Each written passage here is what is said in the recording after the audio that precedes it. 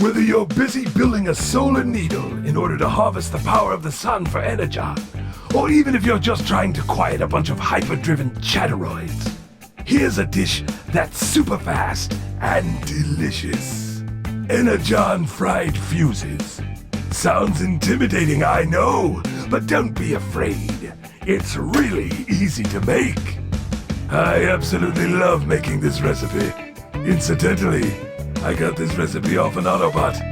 A dead Autobot. Yes!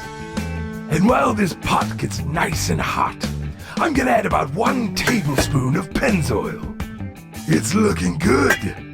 Then we're gonna drain off the rest of the fuses just like this. Give it a little toss.